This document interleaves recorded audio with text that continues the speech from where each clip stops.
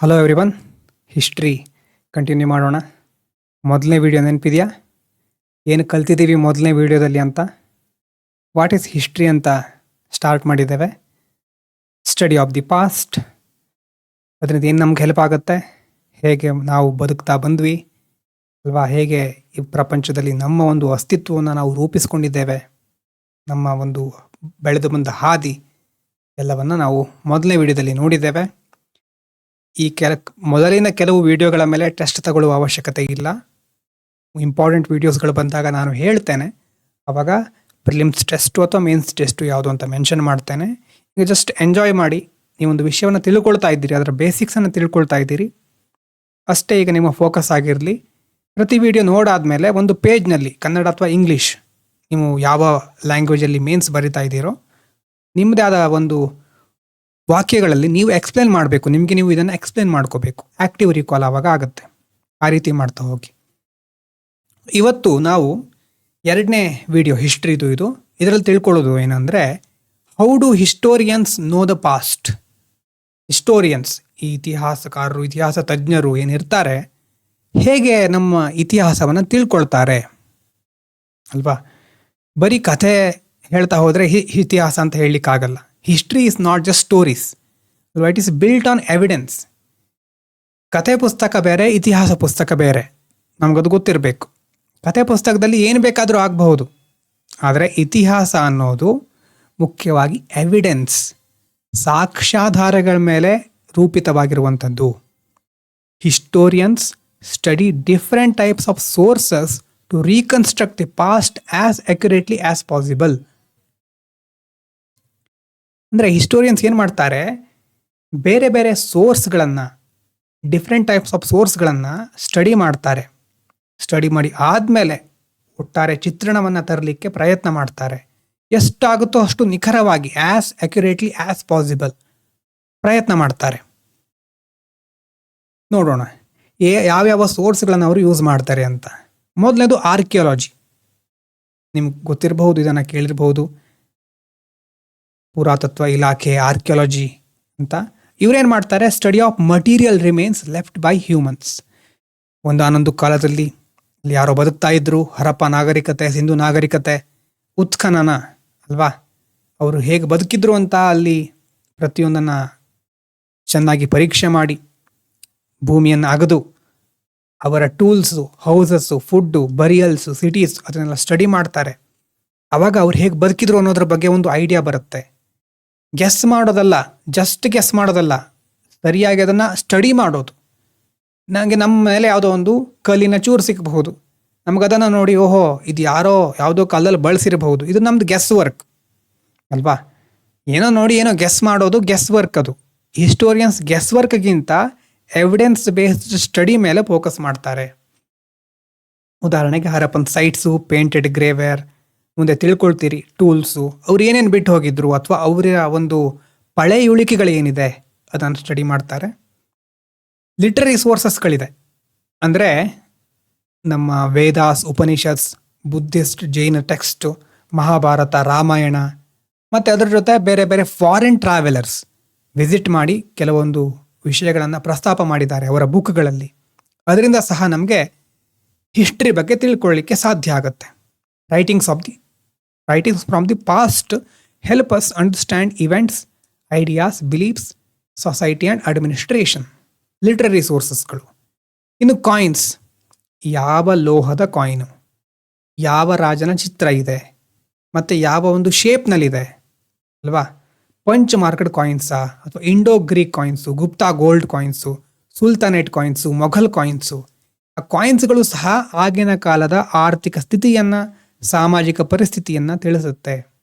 Coins provide information about rulers, economy, trade, religion and language. ನೋಡಿ, ಇಷ್ಟೆಲ್ಲ ತಿಳ್ಕೊಬಹುದು ಒಂದು ಕಾಯಿನಿಂದ. ಇನ್ನು ಇನ್ಸ್ಕ್ರಿಪ್ಷನ್ ಅಂತಂದರೆ ಈ ಶಾಸನಗಳು, ಶಿಲಾಶಾಸನಗಳು, ಸ್ಟೋನ್ಸ್ ಮೇಲೆ, ಪಿಲ್ಲರ್ ಮೇಲೆ, ಕೇವ್ಸು ಅಥವಾ ಕಾಪರ್ ಪ್ಲೇಟ್ಗಳ ಮೇಲೆ ಕೆತ್ತಿರ್ತಾರೆ. They are contemporaneous records and very reliable. ಆಗಿನ ಕಾಲದಲ್ಲಿ ಏನಾಯಿತು ಅಂತ ತಿಳ್ಕೊಳ್ಳಿಕ್ಕೆ ಬಹಳ ರಿಲಯಬಲ್ ಸೋರ್ಸ್ ಇದು. ರಾಜಾಜ್ಞೆ ಹೊರಡಿಸಿರ್ತಾನೆ, ಅದನ್ನು ಶಾಸನಗಳಲ್ಲಿ ಕೆತ್ತಿರ್ತಾರೆ. ಅಶೋಕನ್ ಎಡಿಕ್ಟ್ಸ್ ಕೇಳಿರಬಹುದು. ಅಲಹಾಬಾದಲ್ಲಿ NCERT ಓದಿದ ನೆನಪಾಗ್ತಾ ಇದೆಯಾ? ಈಗಾಗಲೇ NCERT ಓದಿರ್ತೀರಿ ಅಂತ ಅಂದ್ಕೊಂಡಿದ್ದೇನೆ. ಕೆಲವರು ಈಗಾಗಲೇ ಮೊದಲು ಅಪ್ಡೇಟ್ ಮಾಡಿದ್ದೀರಿ. ಅಲಹಾಬಾದ್ ಪಿಲ್ಲರ್ ಇನ್ಸ್ಕ್ರಿಪ್ಷನ್ನು, ಮೆಹರೋಲಿ, ಕಾಪರ್ ಪ್ಲೇಟ್ ಗ್ರ್ಯಾಂಡ್ಸ್ ಇದೆಲ್ಲ ಎಕ್ಸಾಂಪಲ್ಲು. ಇಲ್ಲಿ 4 ಸೋರ್ಸ್ಗಳನ್ನು ನೋಡಿದ್ವಿ: ಆರ್ಕಿಯಾಲಜಿ, ಲಿಟ್ರರಿ ಸೋರ್ಸ್ಗಳು, ಕಾಯಿನ್ಸು, ಇನ್ಸ್ಕ್ರಿಪ್ಷನ್. ಇದಾದಮೇಲೆ ನೆಕ್ಸ್ಟು ಮಾನ್ಯುಮೆಂಟ್ಸ್. ಅಂದರೆ ಅವರು ಏನೇನು ವಾಸ್ತುಶಿಲ್ಪದ ಅದ್ಭುತ ರಚನೆಗಳನ್ನು ಮಾಡಿ ಹೋಗಿದ್ದಾರೆ, ಬಿಲ್ಡಿಂಗ್ಸ್, ಸ್ಟ್ರಕ್ಚರ್ಸ್, ಅದೆಲ್ಲ ನಮಗೆ ಅವರ ಕಾಲದ ಕಲೆ, ಆರ್ಕಿಟೆಕ್ಚರ್, ಆರ್ಟ್, ಟೆಕ್ನಾಲಜಿ ಅಲ್ವಾ. ಸುಮ್ಮನೆ ಯಾವುದ್ಯಾವುದೋ ಹೇಗೇಗೋ ದೇವಸ್ಥಾನ ಕಟ್ಟಲಿಕ್ಕೆ ಆಗೋದಿಲ್ಲ. ಅಲ್ಲೂ ಒಂದು ಟೆಕ್ನಾಲಜಿ, ಇಂಜಿನಿಯರಿಂಗ್ ಕೌಶಲ್ಯ ಇರಲೇಬೇಕಾಗತ್ತೆ. ರಿಲಿಜಿಯಸ್ ಬಿಲೀಫ್ಸ್, ಪೊಲಿಟಿಕಲ್ ಪವರ್, ಇದೆಲ್ಲ ಆ ಒಂದು ರಚನೆಗಳು ತಿಳಿಸುತ್ತೆ. Sanchi stupa, Ajanta caves, Qutub Minar, temples, fort, palace, mosques ಇದೆಲ್ಲ ನಮಗೆ ಅವರು ಕೊಟ್ಟಿರುವಂತಹ ಜೀವಂತ ಕೊಡುಗೆಗಳು ಅಲ್ವಾ. ಅಂದರೆ ಲೈಫ್ ಲಿವ್ ಆ ಒಂದು ನೋಷನ್ನಲ್ಲಿ ಹೇಳ್ತಾ ಇರೋದಲ್ಲ. ಹೇಳ್ತಾ ಇರೋದು ಹೇಗೆ ಅಂತಂದರೆ, ಆಗಿನ ಕಾಲದ ಒಂದು ವಾಸ್ತುಶಿಲ್ಪ ರಚನೆಗಳು ಇನ್ನೂ ನಮಗೆ ಅವರ ಒಂದು ವಿವರಗಳನ್ನು ಕೊಡ್ತಾ ಇದೆ. ಅದಕ್ಕೆ ಹೇಳ್ತಾರಲ್ಲ, ಕನ್ನಡದಲ್ಲಿ ಹಾಡಿದಿಲ್ಲ, ಕೇಳಿಸದೆ ಕಲ್ಲು ಕಲ್ಲಿನಲ್ಲಿ ಕನ್ನಡ ನುಡಿ ಅಂತ. ಅಂದರೆ ಕಲ್ಲು ಕಲ್ಲಿನಲ್ಲೂ ಆಗಿನ ಕಾಲದ ಚಿತ್ರಣ ನಮ್ಗೆ ಸಿಗುತ್ತೆ. ಇನ್ನು ಸೈಂಟಿಫಿಕ್ ಡೇಟಿಂಗ್ ಮೆಥಡ್ಸ್. ಈಗ 5 ಹಿಂದ್ಗಡೆ ಏನು ನೋಡಿದ್ವಿ ನಾವು, ಈ ಆರ್ಕಿಯಾಲಜಿ, ಲಿಟರರಿ ಸೋರ್ಸು, ಕಾಯಿನ್ಸು, ಇನ್ಸ್ಕ್ರಿಪ್ಷನ್ನು, ಅದಾದಮೇಲೆ ಮಾನ್ಯುಮೆಂಟು. ಇದೆಲ್ಲ ಒಂದು ರೀತಿ. ಆದರೆ ಸೈಂಟಿಫಿಕ್ ಆಗಿ ಸ್ಟಡಿ ಮಾಡೋದು ಅಂದರೆ ಮಾಡರ್ನ್ ಟೆಕ್ನಿಕ್ಗಳನ್ನು ಯೂಸ್ ಮಾಡ್ತಾರೆ. ಅದರ ಮೂಲಕ ಒಂದು ವಸ್ತುವಿನ ಏಜ್ ತಿಳ್ಕೊಳ್ಳೋದು ಅಥವಾ ಯಾವ ಇವೆಂಟ್ ಆಗಿತ್ತು ಅಲ್ಲಿ ಅಂತ ತಿಳ್ಕೊಳ್ಳಿಕ್ಕೆ ಪ್ರಯತ್ನ ಮಾಡ್ತಾರೆ. ಇಲ್ಲಿ ಮುಖ್ಯವಾಗಿ ಕಾರ್ಬನ್ ಡೇಟಿಂಗ್ ಮತ್ತು ರೇಡಿಯೋ ಕಾರ್ಬನ್ ಡೇಟಿಂಗು. ಅಂದರೆ ಈ ಆರ್ಗ್ಯಾನಿಕ್ ಮಟೀರಿಯಲ್ಸ್, ಈಗ ವುಡ್, ಬೋನ್ಸ್, ಸೀಡ್ಸ್ ಅಂತ ಇರ್ತಾವಲ್ವಾ, ಆ ಒಂದು ವಸ್ತುವಿಗೆ ಅಥವಾ ವಸ್ತುವಿನ ಹಿನ್ನೆಲೆ ತಿಳ್ಕೊಳ್ಬೇಕಾದಾಗ ಯಾವ ಕಾಲಕ್ಕೆ ಸೇರಿರೋದು ಅಂತ ತಿಳ್ಕೊಳ್ಳೋದು ಕಾರ್ಬನ್ ಡೇಟಿಂಗ್ ಮೂಲಕ. ಮತ್ತು ಈ ರೇಡಿಯೋ ಕಾರ್ಬನ್ನಲ್ಲಿ ಈ C14 ಅನ್ನುವಂಥ ಒಂದು ರೇಡಿಯೋ ಆ್ಯಕ್ಟಿವ್ ಕಾರ್ಬನ್, ಅದನ್ನು ಸ್ಟಡಿ ಮಾಡಿ ಅದರ ಮೂಲಕ ತಿಳ್ಕೊಳ್ತಾರೆ ಅದರ ಹಿನ್ನೆಲೆಯನ್ನು. ಇದ್ರ ಬಗ್ಗೆ ಇನ್ನಷ್ಟು ಇನ್ಫಾರ್ಮೇಷನ್ ನಿಮಗೆ ಕುತೂಹಲ ಇದ್ದರೆ ನೋಡ್ಬೋದು, ಸರ್ಚ್ ಮಾಡ್ಬೋದು ಹೇಗೆ ಇದು ನಡೆಯುತ್ತೆ ಅಂತ. ನಾನು ಹಿಸ್ಟ್ರಿಯನ್ನು ಫೋಕಸ್ ಆಗಿ ಇಟ್ಕೊಂಡಿರೋದ್ರಿಂದ ಸೈನ್ಸ್ ಬಗ್ಗೆ ಅಥವಾ ಇದೊಂದು ಮೆಥಡ್ಗಳ ಬಗ್ಗೆ ತುಂಬ ಡೀಟೇಲ್ ಆಗಿ ಏನು ಹೇಳ್ತಾ ಇಲ್ಲ. ಇನ್ನು ಥರ್ಮೋಲ್ಯುಮಿನೆಸೆನ್ಸ್ ಅಂದರೆ ಈ ಸುಟ್ಟಿರುವಂಥ ವಸ್ತುಗಳು, baked materials, pottery, bricks, ceramics ಎಲ್ಲ ಇರ್ತಾವಲ್ವಾ, ಅದನ್ನು ಸ್ಟಡಿ ಮಾಡಲಿಕ್ಕೆ ಈ ಥರ್ಮೋಲ್ಯುಮಿನೆಸೆನ್ಸ್ ಟೆಕ್ನಿಕನ್ನು ಯೂಸ್ ಮಾಡ್ತಾರೆ. ಅಂದರೆ ಅದ್ರ ಮೂಲಕ ಏನು ತಿಳ್ಕೊಳ್ಬಹುದು ಅಂದರೆ, tells us the last time ದೇವರ್ ಹೀಟೆಡ್, ಯಾವಾಗ ಅದನ್ನು ಲಾಸ್ಟ್ ಟೈಮ್ ಹೀಟ್ ಮಾಡಿದ್ರು ಅನ್ನೋದು ಗೊತ್ತಾಗುತ್ತೆ. ಇನ್ನು ಡೆಂಡ್ರೋಕ್ರೊನಾಲಜಿ, ಪ್ರತಿಯೊಂದು ಮರವನ್ನು, ಗಿಡವನ್ನು ನೀವು ಯಾವುದಾದ್ರೂ ಒಂದು ಮರದ ದಿಮ್ಮೆಯನ್ನು ನೋಡಿದರೆ ಈ ಥರ ಮಾರ್ಕ್ ಕಾಣಿಸುತ್ತೆ ಅಲ್ವಾ. ಒಂದು ಮಾರ್ಕ್ ಅಂದರೆ ಅದು 1 ವರ್ಷಕ್ಕೆ ರೂಪಿತವಾಗಿರೋದು. ಆ ರಿಂಗ್ಸನ್ನು ಸ್ಟಡಿ ಮಾಡಿ ಈ ಮರಕ್ಕೆ ಎಷ್ಟು ವರ್ಷ ಆಯಿತು ಅಂತ ತಿಳ್ಕೊಳ್ಬಹುದು ನಾವು. ಆ ಸ್ಟಡಿ ಆಫ್ ಟ್ರೀ ರಿಂಗ್ಸ್ ಅಥವಾ ಅದರ ಮೂಲಕ ನಾವು ಕ್ಲೈಮೆಟಿಕ್ ಚೇಂಜಸ್ಗಳನ್ನು ಅಥವಾ ಎಷ್ಟು ವರ್ಷದಿಂದ ಈ ಮರ ಇದೆ, ಈ ದಿಮ್ಮಿ ಇದೆ ಅಂತ ತಿಳ್ಕೊಳ್ಳಿಕ್ಕಾಗತ್ತೆ. ಇನ್ನು ಸ್ಟ್ಯಾಟಿಗ್ರಾಫಿ ಅಂತಂದರೆ, ಈಗ ಕೇಕ್ ಮಾಡಬೇಕಾದ್ರೆ ಒಂದು ಲೇಯರ್ ಮೊದಲು ಕ್ರಿಯೇಟ್ ಮಾಡ್ತಾರೆ, ಅದಾದಮೇಲೆ ಇನ್ನೊಂದು ಲೇಯರು, ಆಮೇಲೆ ಫೈನಲ್ ಆಗಿ ಇನ್ನೊಂದು ಲೇಯರ್ ಇರುತ್ತೆ ಅಲ್ವಾ. ಕೇಕ್ ಹೀಗಿರುತ್ತೆ. ಕೇಕ್ ನೀವು ನೋಡಿದರೆ ಮೊದಲನೇ ಲೇಯರ್, ಮೇಲಿನ ಲೇಯರ್ ಮೊದಲಿಟ್ರಾ? ಇಲ್ಲ, ಫಸ್ಟು ಕೆಳಗಿನ ಲೇಯರ್ ಇಡ್ತಾ ಹೋಗ್ತಾರೆ, ಅದ್ರ ಮೇಲೆ ಇನ್ನೊಂದು ಲೇಯರು. ಭೂಮಿಯಲ್ಲೂ ಸಹ ಹೀಗೆ ಆಗುತ್ತೆ. ಭೂಮಿಯಲ್ಲಿ ಯಾವುದು ಮೊದಲು ಕ್ರಿಯೇಟ್ ಆಗಿರುತ್ತೋ ಅದು ಕೆಳಗಿನ ಲೇಯರಲ್ಲಿ ಇರುತ್ತೆ. ಅದಾದಮೇಲೆ ಹೊಸದಾಗಿ ಬಂದಿರುವಂಥ ಲೇಯರ್ಗಳು ಆ್ಯಡ್ ಆಗ್ತಾ ಹೋಗುತ್ತೆ. ಆ ಲೇಯರ್ಗಳನ್ನು ಸ್ಟಡಿ ಮಾಡೋದು stratigraphy. Study of layers of soil in excavation ಮಾಡಬೇಕಾದ್ರೆ ಲೇಯರ್ಗಳನ್ನು ಸ್ಟಡಿ ಮಾಡೋದು. ಲೋವರ್ ಲೇಯರ್ಸ್ ಆರ್ ಓಲ್ಡರ್, ಕೆಳಗಡೆ ಇರುವಂಥ ಲೇಯರ್ಗಳು ಓಲ್ಡರ್ ಲೇಯರ್ಗಳು. ಅಪ್ಪರ್ ಲೇಯರ್ಸ್ ಆರ್ ಯಂಗರ್, ಮೇಲ್ಗಡೆ ಇರುವಂಥದ್ದು ಯಂಗರ್ ಲೇಯರ್. ಎಲ್ಲ ಸೇರಿಸಿ ಹಿಸ್ಟ್ರಿಯನ್ನು ತಿಳ್ಕೊಳ್ಬೇಕು. ಎವಿಡೆನ್ಸ್ ಕಲೆಕ್ಟ್ ಮಾಡ್ತಾರೆ, ಸೋರ್ಸ್ಗಳನ್ನು ಕ್ರಿಟಿಕಲಿ ಎಕ್ಸಾಮೈನ್ ಮಾಡ್ತಾರೆ. ಕ್ರಿಟಿಕಲಿ ಎಕ್ಸಾಮೈನ್ ಅಂತಂದರೆ ಎಲ್ಲ ರೀತಿಯಿಂದ ಅದನ್ನು ಪರಿಶೀಲಿಸೋದು, ಒಪ್ಕೊಂಡ್ಬಿಡೋದಲ್ಲ ಡೈರೆಕ್ಟಾಗಿ.